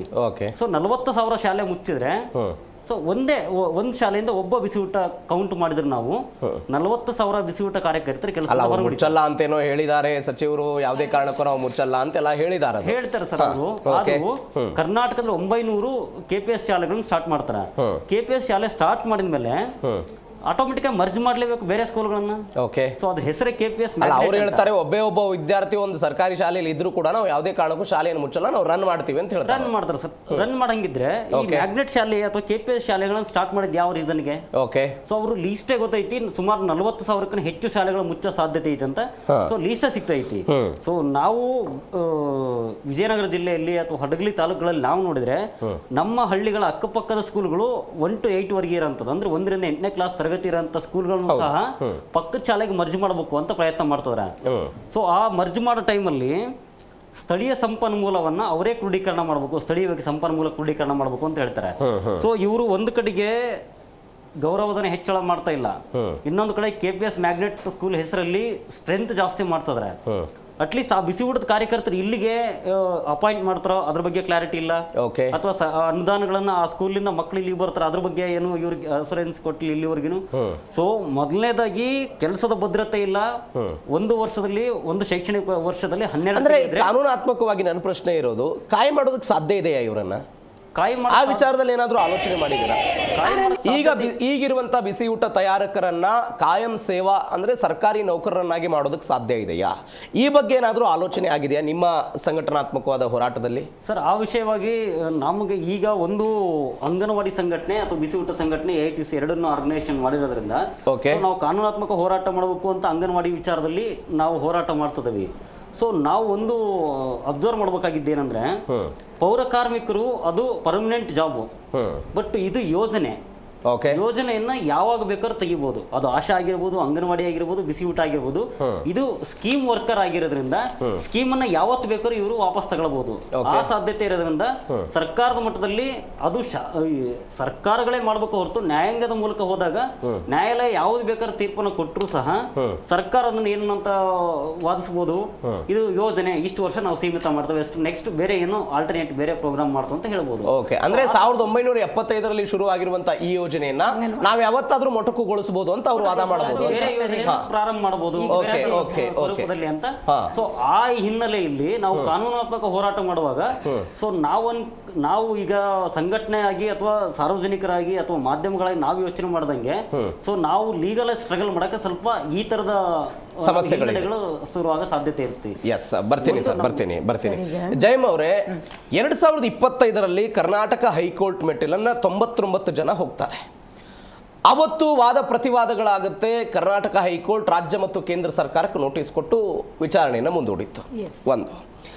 ಎರಡನೆಯದ್ದು, ಗುಜರಾತ್ ಕೋರ್ಟ್ ಈ ವಿಚಾರದಲ್ಲಿ ಹೇಳುತ್ತೆ, 20ಕ್ಕೂ ಅಧಿಕ ವರ್ಷಗಳಿಂದ ಕೆಲಸ ಮಾಡಿದವರು ಅವರ ಅಂದರೆ ಸೇವೆ ಕಾಯಂ ಆಗಿಲ್ಲ ಅಂತ ವಾದ ಆದಾಗ ಗುಜರಾತ್ ಹೈಕೋರ್ಟ್ ಹೇಳುತ್ತೆ, ಸೇವೆಯನ್ನು ಸರ್ಕಾರಿ ನೌಕರರ ಸೇವೆ ಅಂತ ಪರಿಗಣಿಸಿ ಕೇಂದ್ರ ಸರ್ಕಾರ ಮತ್ತು ರಾಜ್ಯ ಸರ್ಕಾರಗಳಿಗೆ ಒಂದು ನಿರ್ದೇಶನವನ್ನು ಗುಜರಾತ್ ಹೈಕೋರ್ಟ್ ಕೊಟ್ಟಿದೆ. ಒಂದು. ಪಕ್ಕದ ತೆಲಂಗಾಣ ರಾಜ್ಯದಲ್ಲಿ ಇವರ ಸೇವೆಗಳನ್ನು ಕಾಯಂಗೊಳಿಸಬೇಕು ಅಂತ ಆದೇಶ ಬಂದಿದೆ. ಆದರೆ ಕರ್ನಾಟಕ ಹೈಕೋರ್ಟ್ ಇತ್ತೀಚೆಗೆ ಹೇಳಿದೆ, ಇವರು ಮಾಡ್ತಾ ಇರುವಂತಹ ಹುದ್ದೆಗಳು ಅಥವಾ ಇವರು ಮಾಡ್ತಾ ಇರುವಂತಹ ಕೆಲಸ ಕಾಯಂ ನಾಗರಿಕ ಹುದ್ದೆಗಳಲ್ಲ, ಇವು ಗೌರವ ಹುದ್ದೆಗಳಾಗಿವೆ. ಸಮುದಾಯ ಆಧಾರಿತ ಕಾರ್ಯ ಆಗಿರೋದ್ರಿಂದ ಸರ್ಕಾರಿ ನೌಕರರು ಅಂತ ಪರಿಗಣಿಸೋದಕ್ಕೆ ಸಾಧ್ಯ ಇಲ್ಲ ಅಂತ ಕರ್ನಾಟಕ ಹೈಕೋರ್ಟ್ ಹೇಳ್ತಾ ಇದೆ. ಸರ್, ಈಗ ಕೋರ್ಟ್ಗಳಿಗೆ ಮೊದಲೇ ನಾವು ಪ್ರಥಮವಾಗಿ KTಯಲ್ಲಿ ಹೋದಾಗ ನಮ್ಮನ್ನು ನೌಕರರ ಮಾಡಬೇಕಂತಲೇ ಹೇಳಿ JH ಪಾಟೀಲ್ ಕಾಲದಲ್ಲಿ ಆಯಿತು. ಯಾಕೆಂದರೆ ಇದು ಕೇಂದ್ರ ಪುರಸ್ಕೃತ ಯೋಜನೆ ಆಗಿರೋದ್ರಿಂದ ಅವರು ಸುಪ್ರೀಂ ಕೋರ್ಟ್ಗೆ ಹೋದ್ರು. ಇವತ್ತು ಸುಪ್ರೀಂ ಕೋರ್ಟ್ ಗ್ರಾಚ್ಯುಟಿ ಆ್ಯಕ್ಟನ್ನು ಯಾಕೆ ತೀರ್ಮಾನ ಕೊಟ್ಟಿದೆ ಅಂದರೆ, ನಾವು 8 ಗಂಟೆ ಕೆಲಸ ಮಾಡ್ತಾ ಇದ್ದೀವಿ, ಇವರು ನೌಕರರು ಇವರು ಆಗಬೇಕು ಅನ್ನೋ ದೃಷ್ಟಿಯಲ್ಲೇ ಅದು ಹಾಕಿದ್ದಾರೆ. ಇವರು ನೌಕರರು ಇವರನ್ನು ಕೊಡಬೇಕು ಅನ್ನೋದು ಬಂದಿದೆ, ಅದರೊಳಗಡೆ ಬಂದಿರೋದ್ರಿಂದ ಯೋಜನೆ ಆದರೆ 6 ತಿಂಗಳಿಗೆ 3 ವರ್ಷಕ್ಕೆ ಹೋಗ್ಬೇಕಾಗಿತ್ತು. ಇದು ಯೋಜನೆ ಅಲ್ಲ. ಇವತ್ತು ಮನುಷ್ಯ ಹುಟ್ಟಲೇಬೇಕು, ಹುಟ್ಟೋ ಮಕ್ಕಳಿಗೆ ನಾವು ಅಂಗವಿಕಲತೆಯನ್ನು ಹೋಗ್ಲಾಡಿಸಲೇಬೇಕು. ಮಾನವ ಸಂಪನ್ಮೂಲ ಯಾವತ್ತು ನಶಿಸ್ತಕ್ಕಂಥದ್ದಲ್ಲ. ನೀವು ಹಿಂಗೆ ಹೇಳ್ತೀರಿ, ಸರ್ಕಾರದವರು ಸರ್ಕಾರಿ ಹಿರಿಯ ಪ್ರಾಥಮಿಕ ಮತ್ತು ಕಿರಿಯ ಪ್ರಾಥಮಿಕ ಶಾಲೆಗಳಲ್ಲಿ LKG UKG ತೆಗಿತಿದ್ದಾರೆ ಅವರು. ಆ ಮಕ್ಕಳು LKG UKG ಹೋದ್ರೆ ಅಂಗನವಾಡಿಗೆ ಬರೋರ ಸಂಖ್ಯೆ ಕಡಿಮೆ ಆಗುತ್ತೆ. ಖಂಡಿತ. ಇವತ್ತು ನಾವು ಅದನ್ನು ಕೂಡ ಸವಾಲ್ ಕೇಳ್ತಾ ಇದ್ದೇವೆ. ಯಾಕೆಂದ್ರೆ 50 ವರ್ಷದಿಂದ ನಾವು 0 to 6 ICDS ಮಕ್ಕಳಂತ ಏನ್ ತೀರ್ಮಾನ ಆಗಿತ್ತು, ಇವತ್ತು ನೀವು ತಂದಿರ್ತಕ್ಕಂಥ NEP ಒಳಗಡೆ NEP ಮಾಡಲ್ಲ ಅಂತಿದ್ದಾರೆ ಕೇಂದ್ರದ್ದು. ಆದ್ರೆ ಅವರು ಹಿಂದೆ SCPಗೆ NEP ಇದನ್ನೇ ಬಳಸ್ಕೊಂಡಿದ್ದಾರೆ. 4 ರಿಂದ 6 ವರ್ಷದವರೆಗೂ ಅವ್ರು ತಗೊಳ್ತಾ ಇದ್ದಾರೆ. ಅಂದ್ರೆ ಅವರೇ ಹೇಳ್ತಾರೆ, ಸರ್ಕಾರಿ ಶಾಲೆಗಳಿಗೆ ಪ್ರೈವೇಟ್ ಶಾಲೆಗಳಲ್ಲಿ ಹೋಗ್ತಕ್ಕಂಥವ್ರು, ಕ್ರೀಚ್ಗೆ ಹೋಗ್ತಕ್ಕಂಥವ್ರು ಸರ್ಕಾರಿ ಶಾಲೆಗೆ ಮತ್ತೆ ವಾಪಸ್ ಬರ್ತಾ ಇಲ್ಲ. 2.5 ವರ್ಷಕ್ಕೆಲ್ಲ ಮಗುನ ತಗೊಂಡೋಗಿ ಶಿಶುಪಾಲನಾ ಕೇಂದ್ರಗಳಿಗೆ ಹಾಕ್ತಾ ಇದ್ದಾರೆ. ನೀವು ಏನು ಪ್ರೈವೇಟ್ ಶಾಲೆಗಳಿಗೆ ಇವತ್ತನ್ನು ಇದು ಕೊಡ್ತಾ ಇದ್ದಾರೆ, ಪರ್ಮಿಷನ್ ಕೊಡ್ತಾ ಇದ್ದಾರೆ, ದಯವಿಟ್ಟು ಅದನ್ನ ಕಡಿಮೆ ಮಾಡಬೇಕು ಸ್ವಾಮಿ. ಪ್ರತಿ ಗ್ರಾಮದೊಳಗಡೆ ಅಂಗನವಾಡಿ ಇದೆ ಅಂದ್ರೆ ಆ ಮಕ್ಕಳಿಗೆ ಸವಲತ್ತುಗಳನ್ನ ಕೊಟ್ಟು ನಾವು ಪಾಠ ಹೇಳಲಿಕ್ಕೆ ತಯಾರಿದ್ದೀವಿ. ನೀವ್ ಯಾಕೆ ಪಕ್ಕದಲ್ಲಿ ಇನ್ನೊಂದು ಪ್ರೈವೇಟ್ಗೆ ಅವಕಾಶ ಕೊಡ್ತೀರಿ? ಇದು ಸರ್ಕಾರದ ವೈಫಲ್ಯ. ಅವ್ರದೇ ಶಾಲೆಗಳು ಅವ್ರದೇ ತಗೊಂಡ್ ಬಂದಿದ್ದಾರೆ. ಅಲ್ಲಿ ಏನ್ ಮಾಡ್ತಾರೆ, 2.5 ವರ್ಷಕ್ಕೆ ಮಗುನ ಅಲ್ಲಿಗೆ ಹೋಗ್ತಾರೆ. ಆದ್ರೆ ನಮಗೆ 3 ವರ್ಷ ಆದ್ಮೇಲೆ ಮಾತ್ರ ನಾವು ಅಂಗನವಾಡಿಗೆ ದಾಖಲೆ ಮಾಡ್ಕೋಬೇಕು. ಯಾಕೆ ಅಂದ್ರೆ ಆ 3 ವರ್ಷದವರೆಗೂ ಮಕ್ಕಳಿಗೆ ನಾವು ಫುಡ್ ನ ಮನೆಗೆ ಕೊಡ್ತೇವೆ, ಅವರ ಅಂಗವಿಕಲತೆಯನ್ನು ಚೆಕ್ ಮಾಡ್ತೀವಿ.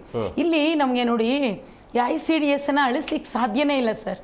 ಅಲ್ಲ, ನೀವು ಅದನ್ನ ನ್ಯಾಯಾಂಗದ ಮುಂದೆ ಗಟ್ಟಿಯಾಗಿ ಪ್ರತಿಪಾದನೆ ಖಂಡಿತ ಇದು ನ್ಯಾಯಾಂಗದ ಮುಂದೆ ನಾವು ಗಟ್ಟಿಯಾಗಿ ಪಾಲನೆ ಮಾಡಿರೋದ್ರಿಂದ ಇವತ್ತು ಹೈಕೋರ್ಟು ನಮ್ಮ ಗ್ರಾಚ್ಯುಟಿ ತೀರ್ಪೊಳಗಡೆ ಕ್ಲಿಯರ್ ಆಗಿ ಕೊಟ್ಟಿದೆ. ಈಗ ರಾಜ್ಯ ಸರ್ಕಾರಗಳು ಒಪ್ಪಬೇಕು. ಇವತ್ತು ಗುಜರಾತ್ ಹೈಕೋರ್ಟ್ ಕೊಟ್ಟಿದ್ದಂತ ತೀರ್ಪನ್ನ ಅದೇ ಗುಜರಾತ್ ಹೈಕೋರ್ಟ್ಗೆ ಸರ್ಕಾರ ಒಪ್ತಾ ಇಲ್ಲ. ಒಪ್ಪಬೇಕು ಅಂತ ಇವತ್ತು ನಮ್ಮ ಕಾರ್ಯಕ್ರಮಗಳನ್ನ ಅವ್ರು ತೋರಿಸ್ತಾ ಇದ್ದೇವೆ. ಯಾಕೆ ಹೇಳ್ತಾ ಇದ್ದೇವೆ ಅಂದ್ರೆ ಇವತ್ತು ನಮ್ಮ ಮಕ್ಕಳಿದಾರಲ್ಲ, ಇಡೀ ಅಂಗವಿಕಲತೆಯನ್ನು ಹೋಗ್ಲಾಡಿಸುವಂತ ನಿಟ್ಟಿದೆ ಸರ್. ನಾನು ಮಗುಗೆ ಪೂರಕವಾಗಿ ನೀನು ಕೊಡ್ತಕ್ಕಂಥ ಆಹಾರ ಇದೆಯಲ್ಲ, ಆಹಾರಕ್ಕೋಸ್ಕರ ಅಲ್ಲ, ಆ ಮಗು ನಮ್ಮ ಹತ್ರ ಬಂದಾಗ ವಯಸ್ಸಿಗೆ ತಕ್ಕನಾಗಿ ಎಷ್ಟು ಬೆಳವಣಿಗೆ ಆಗಬೇಕು, ಎಷ್ಟು ಹೈಟ್ ಇರಬೇಕು, ವೆಯ್ಟ್ ಇರಬೇಕು, ತನ್ನ ಕಣ್ಣಿನ ದೋಷ ಏನಿದೆ, ತನಗೆ ಹಾರ್ಟ್ ಪ್ರಾಬ್ಲಮ್ ಏನಿದೆ. ಎಷ್ಟೋ ಮಕ್ಕಳಿಗೆ ನಾವು ಹಾರ್ಟ್ ಪ್ರಾಬ್ಲಮ್ ಇರ್ತಕ್ಕಂಥ ತುಂಬ ಸಣ್ಣ ಇದೆ ಮಗು ಅಂದರೆ ಮಕ್ಕಳ ಡಾಕ್ಟರ್ ಹತ್ರ ಕಳಿಸಿ ನಮ್ಮ ಅಂಗನವಾಡಿ ಕೇಂದ್ರಗಳಿಂದ ಪ್ರತಿ ಮಕ್ಕಳನ್ನ ನಾವಿತ್ತು ದಷ್ಟಪುಷ್ಟನಾಗಿ ಮಾಡಿದ್ದೀವಿ. ಅಂಗವಿಕಲ ಮಗು ಹೀಗಿದ್ದ ಮಗುನ 3 ತಿಂಗಳಲ್ಲಿ ನಮ್ಮ ಹತ್ರ ಬಂದ ತಕ್ಷಣ ಮಗು ತಾಯಿಗೆ ಗೊತ್ತಿಲ್ಲ ಇದು ಹುಟ್ಟದಾನೆ ಬಂದಿದೆ. ನಾನು ನಿಮ್ಮ ಕೆಲಸದ ಬಗ್ಗೆ ಅಲ್ಲಿಗಳ್ತಾ ಇಲ್ಲ ಮೇಡಮ್. ನಾನು ಹೇಳ್ತಾ ಇರೋದು ಹೇಳ್ತಾ ಇರೋದು ಈ ಎಲ್ಲ ಕೆಲಸಗಳು ಸಮುದಾಯ ಆಧಾರಿತ ಕೆಲಸಗಳು ಅಂತ ಅವ್ರು ಹೇಳ್ತಿದ್ದಾರೆ. ಅಲ್ಲ, ಸಮುದಾಯನೇ ನಿಮ್ಮನ್ನು ಆಯ್ಕೆ ಮಾಡಿ ತಗೊಂಡು ಬಂದಿರೋದು. ಮತ್ ನಾವು ಸಮುದಾಯ ಯಾರಿಗೋಸ್ಕರ ಮಾಡ್ತಾ ಇದ್ದೀವಿ? ಈ ದೇಶದ ಪ್ರಜೆಗಳಿಗೆ. ದೇಶದ ಪ್ರಜೆಗಳು ನಿಮ್ಮನ್ನ ಯಾಕೆ ತಂದಿದ್ದಾರೆ? ಹೌದಲ್ಲ? ಅಲ್ಲಿಗೊಂದು ಕಾನೂನು ಇದೆ. ನಾವು ಏನು ಕಾನೂನು ಇಲ್ಲದೆ ಚೌಕಟ್ಟಲ್ಲಿ ಬರ್ತಾ ಇದ್ವಿ. ಇವತ್ತು ನಮ್ಮ ಕೆಲಸ ತಗೊಳ್ಬೇಕಂದ್ರೂ ನೀವು ಆನ್ಲೈನ್ ಅಲ್ಲಿ ತಗೋತೀರಿ. ನಮ್ಗೆ ಚುನಾವಣೆಗಳಿಗೆ ನಿಮ್ಮನ್ನ ಬಳಕೆ ಮಾಡ್ಕೊಳ್ತಾರೆ, ಎಲ್ಲಾ ಸರ್ವೆಗಳು ಅದ್ಭುತವಾಗಿ ಮಾಡ್ತೀವಿ ನಾವು ಕಾರ್ಯಕರ್ತರು. ಇವತ್ತು ಅಲ್ಲಿಗೆ ತಗೊಂಡು ನಮ್ಮನ್ನ ಏನ್ ಮಾಡ್ತಾ ಇದ್ದಾರೆ? ಸ್ಕೂಲ್ ಅಲ್ಲಿ ಮಕ್ಕಳು ಬರೀ ಫುಡ್ ಕೊಟ್ಟು ತಗೊಳ್ತಾರೆ, ಸಹಾಯಕ್ಕೆ ಮಾತ್ರ ಇರ್ತಾರೆ, ಕಾರ್ಯಕರ್ತೆ ಇರೋಲ್ಲ ಅನ್ನೋ ಮನೋಭಾವವನ್ನ ನಮ್ಮ ಪೋಷಕರಿಗೆ ತಂದೊದ್ದು ಬಿಟ್ಟಿದೀವಿ. ಅದರಿಂದ ದೂರ ಮಾಡಿ ನಮ್ಮನ್ನ.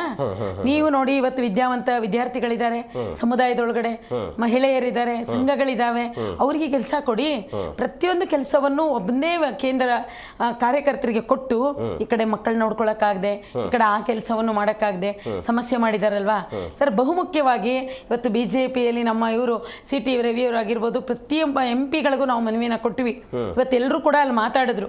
ಯಾಕೆ ಕೇಂದ್ರ ಸರ್ಕಾರಕ್ಕೆ ಕುಮಾರಸ್ವಾಮಿ ಅವರೇನೋ ಭೇಟಿ ಮಾಡಿಸಿದ್ರಲ್ಲ, ಕುಮಾರಸ್ವಾಮಿ ಅವರು ಭೇಟಿ ಮಾಡಿಸಿದ್ರು, ಮಂಜುನಾಥ್ ಅವ್ರು ಮಾತಾಡಿದ್ರು, ಸುಧಾಕರ್ ಅವ್ರು ಮಾತಾಡಿದ್ರು, ಸೋನಿಯಾ ಗಾಂಧಿ ಮಾತಾಡಿದ್ರು, ಜೊತೆಗೆ ಅಮಿತ್ ಶಾ ಕೂಡ ಮಾತಾಡಿದ್ರು.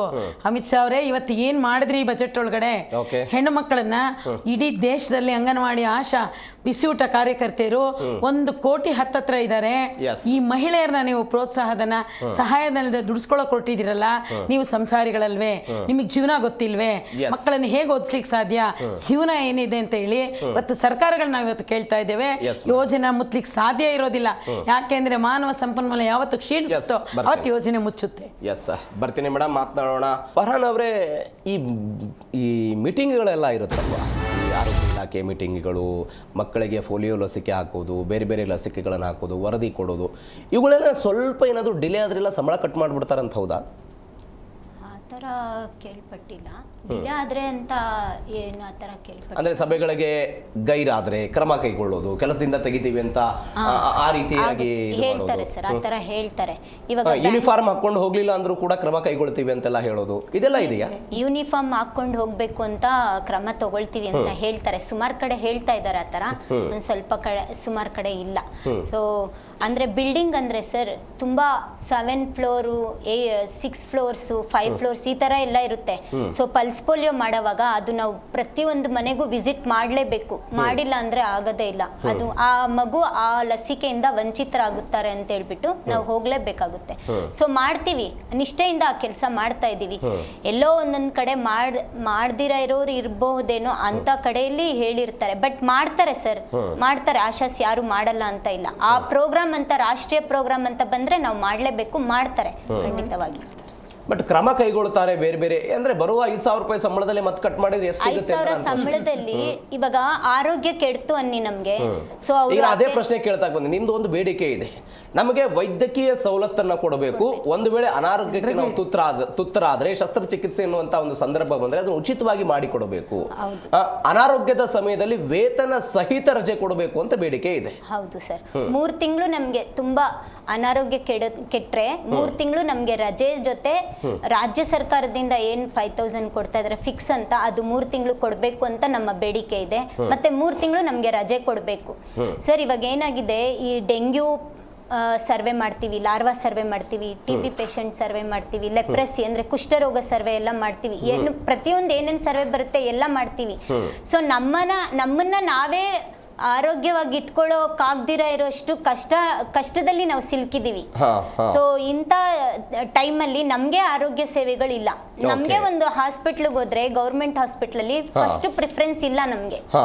ಸೊ ನಮಗೆ ಒಂದು ಪಿಂಕ್ ಕಾರ್ಡ್ ಅಂತ ಕೊಡ್ತೀವಿ ಅಂತ ಕೂಡ ಹೇಳಿದ್ರು.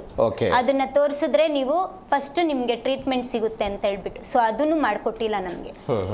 ಸೊ ನಾವು ಕೇಳ್ತಾ ಇರೋದು ಇದೇನೆ, ನಮ್ಗೆ ಆರೋಗ್ಯ ಸೇವೆ ಆರೋಗ್ಯ ನಮ್ಗೆ ಫಸ್ಟ್ ಪ್ರಿಫರೆನ್ಸ್ ಇರಬೇಕು. ನಮ್ಗೆ 3 ತಿಂಗಳು ರಜಾ ಕೊಡಬೇಕು. ಆ 3 ತಿಂಗಳಲ್ಲಿ ನಮಗೆ ಫಿಕ್ಸ್ಡ್ ಅಂತ ಕೊಡಬೇಕು.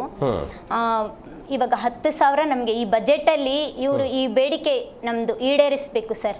ನಾಳೆ ಬಜೆಟ್ ಇದೆ, ನಮ್ಮ ಬೇಡಿಕೆ ಇವ್ರಿಗೆ ತಲುಪಬೇಕು. ನಿಮ್ಮ ಮುಖಾಂತರ ನಮ್ಗೆ ಇವರೆಲ್ಲ ಮಾತಾಡ್ಬೇಕು, ನಮ್ಮ ಬಗ್ಗೆ ಮಾತಾಡ್ಬೇಕು, ನಮ್ಮ ಬೇಡಿಕೆನ ಈಡೇರಿಸಬೇಕು. ಒಂದು ವೇಳೆ ಬಜೆಟ್ ಅಲ್ಲಿ ನಿಮ್ಮ ಬೇಡಿಕೆ ಈಡೇರದೇ ಇದ್ರೆ ಉಗ್ರವಾದ ಹೋರಾಟ ಸರ್, ಉಗ್ರವಾದ ಹೋರಾಟ ಕೈಗೊಳ್ತೀವಿ ಅಂತ ಆಲ್ರೆಡಿ ಹೇಳ್ಬಿಟ್ಟಿದೀವಿ. ಮಾಡ್ಬೇಕು ಸರ್. ಹೆಣ್ಮಕ್ಳು ನಾವು ಹೆಣ್ಮಕ್ಳಿಗೋಸ್ಕರನೇ ಸರ್ಕಾರ ಇದೆ ಅಂತ ಹೇಳ್ತಾ ಇದ್ದೀರಲ್ವಾ, ಪದೇ ಪದೇ ಬೀದಿಗೆ ಬರ್ತಾ ಇದ್ದೀವಿ. ಕಾಣಿಸ್ತಾ ಇಲ್ವಾ ನಿಮ್ ಕಣ್ಣಿಗೆ? ಸರ್ಕಾರದ ಕಣ್ಣಿಗೆ ಕಾಣಿಸ್ತಾ ಇಲ್ವಾ? ಯಾಕೆ ಮಾಡ್ತಿಲ್ಲ ನೀವು? ಅದ್ರದ್ದು ಹೇಳಿ, ನಮ್ಗೆ ಹೇಳಿ, ಇಲ್ಲ ಚರ್ಚೆಗೆ ಕರೀರಿ. ಅವಾಗಿಂದ ನಮ್ಗೆ CM ಸಾಹೇಬ್ರು ಸಿಗ್ತಾನೆ ಇಲ್ಲ. ಈ ಚರ್ಚೆ ಮಾಡ್ತಾನೆ ಇಲ್ಲ ನಮ್ ಜೊತೆ, ನಮ್ ಸಂಘಟನೆ ಜೊತೆ ಮಾಡ್ತಾನೆ ಇಲ್ಲ. ಸುಮಾರು ಮೀಟಿಂಗ್ಗಳಾಗಿದೆ ಸರ್ ಡಿಪಾರ್ಟ್ಮೆಂಟ್ ಇಂದ ನಮ್ಗೆ. ಆದ್ರೆ ಈ ಟೆಕ್ನಿಕಲಿ ಆಶಾ ಕಾರ್ಯಕರ್ತೆಯರು ಅನೇಕ ಸಮಸ್ಯೆಗಳನ್ನ ಅನುಭವಿಸ್ತಾರೆ ಅಂತ ನಿಜಾನ? ಅದು ತಾಂತ್ರಿಕವಾಗಿ ಕೆಲವೊಂದಿಷ್ಟು ಸಮಸ್ಯೆಗಳಿದೆ. ಹೌದು. ಒಂದು ಅವ್ರಿಗೆ ಫೀಲ್ಡಲ್ಲಿ ಇವಾಗ ಕೆಲಸ ಮಾಡ್ತಾ ಇರ್ತಾರೆ, ಒಂದು ಟಾಯ್ಲೆಟ್ ಫೆಸಿಲಿಟಿ ಇಲ್ಲ ಅವ್ರಿಗೆ, ನೀರು ಕುಡಿಯೋ ಹಂಗಿಲ್ಲ ಅವ್ರಿಗೆ. ಅದೆಲ್ಲ ಮೊಬೈಲ್ ಅಲ್ಲಿ ಏನೋ ಅಪ್ಡೇಟ್. ಹೌದು, ತುಂಬಾ ಇದೆ ಮೊಬೈಲ್ ಅಲ್ಲಿ ಆ್ಯಪ್ಗಳಂತೂ ತುಂಬಾ ಇದೆ. ಒಂದು ಫ್ಯಾಮಿಲಿ ಪ್ಲಾನಿಂಗ್ ಅಂತ ಇದೆ ಸರ್ ನಮ್ದು. ಅದು ನಾವು ಇವಾಗ ಏನೇನು ಫ್ಯಾಮಿಲಿ ಪ್ಲಾನಿಂಗ್ ಅಂತ ಕೊಡ್ತೀವಿ ಅದೆಲ್ಲ ಮೊಬೈಲ್ ಅಲ್ಲಿ ಹಾಕ್ಬೇಕು. ಇವಾಗ NCD ಅಂತ ಬಂದಿದೆ, ಅದನ್ನು ನಾವು ಇದರಲ್ಲಿ ಮನೆ ಆರೋಗ್ಯ, ಅದು ಕೂಡ ಆಪ್ ಅಲ್ಲಿ ಹಾಕ್ಬೇಕು. ನಾವು ಮಾಡ್ತಾ ಇರೋ ಕೆಲಸನೇ RCH ಪೋರ್ಟಲ್ ಸರ್ 280 ರೂಪೀಸ್ ಅಂತ ಹೇಳ್ಬಿಟ್ಟು ಹಾಕ್ತಾ ಇದ್ದಾರೆ ಅಷ್ಟೇ. ಅಂದ್ರೆ ನಿಮ್ಮ ಮೊಬೈಲ್, ಸ್ವಂತ ಮೊಬೈಲು ನಿಮ್ದೇನೆ, ಅದಕ್ಕೆ ನಾವು 280 ರೂಪೀಸ್ ಅಂತ ತಿಂಗಳಿಗೆ ಹಾಕ್ತಾ ಇದ್ದಾರೆ ಅಷ್ಟೇ. ಹೋರಾಟ ಆದ್ಮೇಲೆ, ಹೋರಾಟ ಇದೆ ಜನವರಿ ಹೋರಾಟ ಆದ್ಮೇಲೆ ಇದು ಬರ್ತಾ ಇರೋದು ಸರ್. ಬಟ್ ಮೊಬೈಲ್ ನಮ್ದೇನೆ, ಮೊಬೈಲ್ ನಮ್ದೇನೆ. ಸುಮಾರು ಕಡೆ ಟ್ಯಾಬ್ಗಳು ಕೊಟ್ಟಿದ್ದಾರೆ ಅವರು, ಇನ್ನ ಸುಮಾರು ಕಡೆ ಕೊಟ್ಟಿಲ್ಲ. ಸೊ ಆ ಟ್ಯಾಬ್ ಅಲ್ಲೂ ಆ ಸಿಮ್ ಕೊಟ್ಟಿದ್ದಾರೆ, ಇವಾಗ ಸಿಮ್ ಕೊಟ್ಟಿದ್ದಾರೆ. ನೋಡ್ಬೇಕು ಸರ್ ಇನ್ನು ಮುಂದಿನ ಕ್ರಮ ಏನ್ ತಗೊಳ್ತಾರೆ ಅಂತ ನಮಗ್ ಗೊತ್ತಿಲ್ಲ. ಇಷ್ಟು ನಿಮ್ಮ ಮುಖ್ಯವಾದ ಬೇಡಿಕೆ ಇರೋದು ನಮ್ಮ ಕೆಲಸ ಕಾಯಂ ಆಗ್ಬೇಕು. ನಮಗೆ ಗೌರವಧನ 10,000 ಏನ್ ಕೊಡ್ತೀನಿ ಎಂದಿದ್ರಿ, ಆ 10,000 ಬರಬೇಕು. ಕೇಂದ್ರ ಸರ್ಕಾರದಿಂದ ನಮ್ಗೆ 1,500,000 ಅಂತ ಅನೌನ್ಸ್ ಮಾಡಿದ್ದಾರೆ. ಬಟ್ ಇದುವರೆಗೂ ನಮ್ಗೆ ತಲುಪಿಲ್ಲ, ಅದು ಆರ್ಡರ್ ಬಂದಿಲ್ಲ. ಹೇಳ್ಕೊಂಡಿದ್ದಾರೆ, ಆರ್ಡರ್ ಬಂದಿಲ್ಲ. ಇವರು ಮೋಸ ಮಾಡ್ತಾ ಇದ್ದಾರೆ, ಸೆಂಟ್ರಲ್ ಗೌರ್ಮೆಂಟ್ ಮೋಸ ಮಾಡ್ತಾ ಇದ್ದಾರೆ, ಸ್ಟೇಟ್ ಗೌರ್ಮೆಂಟ್ ನಮ್ಗೆ ಮೋಸ ಮಾಡ್ತಾ ಇದ್ದಾರೆ ಸರ್. ಇದನ್ನು ಇವ್ರಿಗೆ ಅರಿವಾಗಬೇಕು. ಹೆಣ್ಮಕ್ಳು ಆಶಾ ಕಾರ್ಯಕರ್ತರು ಎಷ್ಟು ಕಷ್ಟಪಡ್ತಾ ಇದ್ದಾರೆ ಏನು. ಒಂದು ವೇಳೆ ನೀವು ಅವಾಗಲೇ ಹೇಳಿದ್ರಲ್ಲ, ಈ ಪ್ಲಾನ್ ಅನ್ನು ಯಾರಿಗೂ ಸರ್ಕಾರ ಕೊಟ್ಟಿದಾರೋ ಗೊತ್ತಿಲ್ಲ, ಅನೇಕ ಆಶಾ ಕಾರ್ಯಕರ್ತೆಯರನ್ನ ಕೆಲಸದಿಂದ ತೆಗೆದು ಅವರಿಗೆ ಹೋಗ್ತಾ ಇರುವ ಸಂಬಳವನ್ನ ಉಳಿದಂತ ಆಶಾ ಕಾರ್ಯಕರ್ತರಿಗೆ ಕೊಡೋದು ಅಂತ ಅವ್ರು ಹೊಟ್ಟೆ ಹೊಡೆದು ನಮ್ಮ ಹೊಟ್ಟೆ ತುಂಬಿಸ್ತಾರಂತೆ. ಇದೇ ನಾವು ಒಳೆದಿದ್ದು ಅಂತ ನಮ್ಗೆ ನಿಜ ಯೋಚನೆ ಮಾಡಿದ್ರೆ ತುಂಬಾ ಬೇಜಾರಾಗುತ್ತೆ ಸರ್. ಈ ತರ ಯೋಚನೆ ಮಾಡಿದ್ದೀರಾ? ಹೆಂಗೆ ಯೋಚನೆ ಮಾಡಿದ್ರೆ? ಅಂದ್ರೆ ಈಗ ಎಷ್ಟು ಜನಸಂಖ್ಯೆಗೆ ಒಬ್ರು ಆಶಾ ಕಾರ್ಯಕರ್ತರು ಇದ್ದಾರೆ? ಇಲ್ಲಿ ಹಳ್ಳಿ ಗ್ರಾಮಾಂತರದಲ್ಲಿ 1000 ಪಾಪ್ಯುಲೇಷನ್ ಇರಬೇಕು ಸರ್, ಒಬ್ಬ ಆಶಾ ಕಾರ್ಯಕರ್ತ. ಇಲ್ಲಿ ಬ್ಯಾಂಗ್ಳೂರ್ ಅರ್ಬನ್, ಬ್ಯಾಂಗ್ಳೂರ್ BBMP ಅಲ್ಲೆಲ್ಲ 2,500 ಆ ತರ ಇರುತ್ತೆ ಸರ್ ಇಲ್ಲಿ ಪಾಪ್ಯುಲೇಷನ್. ಅಂದ್ರೆ ಈಗ ಗ್ರಾಮಾಂತರ ಪ್ರದೇಶದಲ್ಲಿರುವಂತ 1,000 ಜನಸಂಖ್ಯೆನ ಹೆಚ್ಚಳ ಮಾಡಿ 1,500 2,000 ಮಾಡಿ ಅಲ್ಲಿ ಒಬ್ರು ಮಾಡೋದು ಅಂತ ಆ ಲೆಕ್ಕ. ಅವಾಗ ಸಹಜವಾಗಿ ಆಶಾ ಕಾರ್ಯಕರ್ತರ ಹುದ್ದೆ ಕಡಿತ ಆಗುತ್ತೆ, ಆ ಹಣವನ್ನು ನಿಮಗೆ ಬಳಕೆ ಮಾಡೋದು ಅಂತ ಆಲೋಚನೆ. ಬರ್ತೀನಿ ಮೇಡಮ್, ಮಾತನಾಡ್ತೀನಿ. ಅವ್ರಿಗೆ ಚಂದ್ರ ಅವರೇ, ಸರ್ ಧ್ವನಿ ಕೇಳಿಸ್ತಿದ್ಯಾ ನಂದು?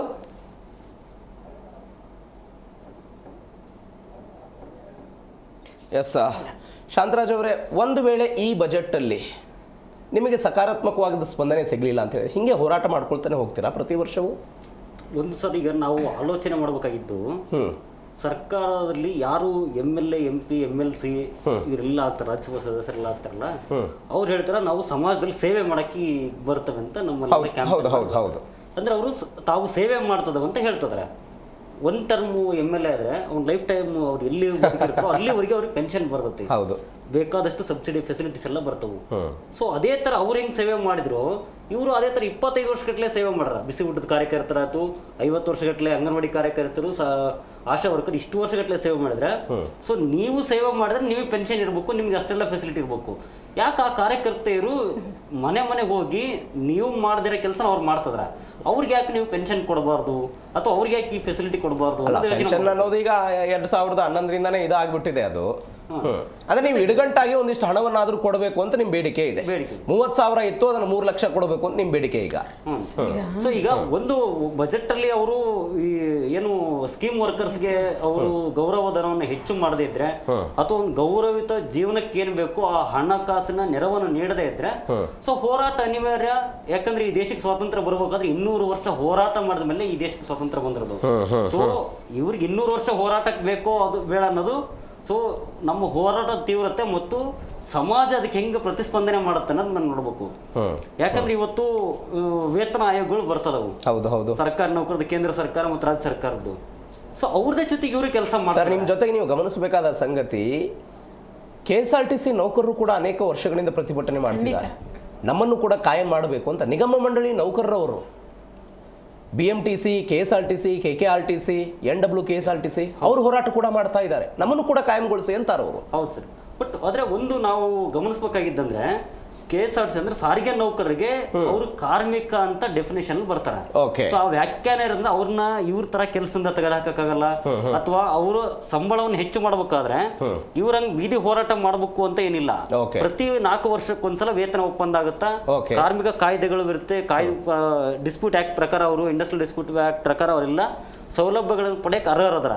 ಇವರಿಗೆ ಆ ಕಾರ್ಮಿಕ ಕಾಯ್ದೆಗಳು ಸಹ ಅಪ್ಲೈ ಆಗಲ್ಲ. ಕಾರ್ಮಿಕರಂತಾನೆ ಪರಿಗಣನೆ ಆಗದೆ ಇದ್ದಾಗ ಸೊ ಅವ್ರಿಗೆ ಇವ್ರಿಗೆ ಹೋಲಿಸಿ ಈ ವ್ಯತ್ಯಾಸ ಐತಿ. ಸೊ ಈ ಬಜೆಟ್ ಅಲ್ಲಿ ಏನು ರಾಜ್ಯ ಸರ್ಕಾರ, ಕೇಂದ್ರ ಸರ್ಕಾರ ಬಜೆಟ್ ಅಲ್ಲಿ ಯಾವುದೇ ರೀತಿ ಹೆಚ್ಚಳ ಮಾಡಲಿಲ್ಲ ಗೌರವಧನದ ವಿಚಾರದಲ್ಲಿ. ಅಟ್ಲೀಸ್ಟ್ ರಾಜ್ಯ ಸರ್ಕಾರವಾದರೂ ಹೆಚ್ಚಳ ಮಾಡಲಿ ಅನ್ನೋದು ನಿಮ್ಮ ಬೇಡಿಕೆ. ಆದ್ರೆ ನಾವು ಇನ್ನೊಂದು ಗಮನಿಸಬೇಕಾಗಿದ್ದಂದ್ರೆ, ಸೊ ಕರ್ನಾಟಕಕ್ಕೆ ಬರ್ತಕ್ಕಂಥ GST ಪಾಲನ್ನ ಕೇಂದ್ರ ಸರ್ಕಾರ ಒಂದು ಕೊಡ್ಲಿಲ್ಲ. ಅಲ್ಲ, ಅವರವರು ಹೋರಾಟ ಸರ್, ಅವ್ರು ಏನಾದ್ರು ಮಾಡ್ಕೊಳ್ಳಿ. ಅವರು ಅವರ ರಾಜಕಾರಣ, ರಾಜ್ಯ ಸರ್ಕಾರ, ಕೇಂದ್ರ ಸರ್ಕಾರ, GST ನಿಮಗೆ ನಿಮ್ ಬೇಡಿಕೆ ಈಡೇರಬೇಕು ಅನ್ನೋ ನಿಮ್ಮ ಆಸೆ ಇರಬೇಕು. ನಾವು ಎರಡು ಕಡೆಗೆ ಪ್ರೆಷರ್ ಹಾಕಬೇಕಾದಾಗ ಸೊ ಅವರು ಸಹ ಸಹಾಯ ಮಾಡಬೇಕಾಗಿತ್ತಲ್ಲ, ಅದನ್ನು ಸಹ ನಾವು ಗಮನಿಸಬೇಕಾಗಿತ್ತು. ಓಕೆ, ಕೊನೆಯದಾಗಿ ಕ್ವಿಕ್ ಆಗಿ ಮೇಡಮ್ ಏನೋ ಹೇಳಕ್ ಬಯಸ್ತಾ ಇದ್ದೀನಿ, ಕ್ವಿಕ್ ಆಗಿ ಹೇಳಿ. ಏನಿಲ್ಲ ಸರ್, ಈಗ ವೈದ್ಯಕೀಯ ಸೌಲಭ್ಯ ಇಲ್ಲ. ಹೇಳಿದಾಗೆ ಇಷ್ಟು ವರ್ಷ ಕೆಲಸ ಮಾಡತಕ್ಕಂಥವ್ರು ಏನೇ ಆಪರೇಷನ್ಸ್ ಆಗ್ಲಿ 50,000 ಅಂತ ಮಾಡಿದ್ದಾರೆ, ಅದು ಕೈಗೆಟುಕ್ತಾ ಇಲ್ಲ. ಜೊತೆಗೆ ವೈದ್ಯಕೀಯ ರಜೆ ಕೊಡ್ಬೇಕು. ಮತ್ತೆ ಏನಿವತ್ತು ನಮಗೆ ಮಕ್ಕಳ ಸಂಖ್ಯೆ LKG UKG ಇದ್ದಿದೆ, ಇದನ್ನ ಎರಡೂ ಸರ್ಕಾರ ಇಲಾಖೆಗಳು ಕೂತು ಈ ವಯಸ್ಸನ್ನ ಬೈಫಿಕೇಶನ್ ಮಾಡಿ ಸರ್ಕಾರಿ ಸ್ವಾಮ್ಯದ ಅಂಗನವಾಡಿಯನ್ನು ಮತ್ತೆ ಶಾಲೆಯನ್ನು ಅವರು ಸ್ಟ್ರೆಂಥನ್ ಮಾಡಬೇಕು. ಸರ್, 60 ವರ್ಷ ಆಗಿರೋರ್ನ ಕೆಲಸದಿಂದ ತೆಗೆದಿದ್ದಾರೆ. ಅವ್ರಿಗೆ ಏನಾದ್ರೂ ಒಂದು ಸೇವೆ ಕೊಡ್ಬೇಕು ಇವರು. ನಮ್ಮ ಬೇಡಿಕೆ ಇದು ಇದೆ. ಮತ್ತೆ ಇಡಿಗಂಟು ಕೊಡ್ಬೇಕು ಅವ್ರಿಗೆ. ಕೇರಳದಲ್ಲಿ 5 ಲಕ್ಷ ಕೊಡ್ತಾ ಇದ್ದಾರೆ ಸರ್. ನಮ್ಗೆ ಇಲ್ಲಿ ನಾವು ಅಷ್ಟೇ ನಮ್ಮ ಕರ್ನಾಟಕ ರಾಜ್ಯದಲ್ಲಿ ನಾವು ಕೇಳ್ತಾ ಇರೋದು 3 ಲಕ್ಷ. ಈ ಇಡಿಗಂಟನ್ನ ಕೊಡ್ಬೇಕು ಅಂತ ನಮ್ಮ ಇದೊಂದು ಬೇಡಿಕೆ ಇದೆ sir. Thank you so much.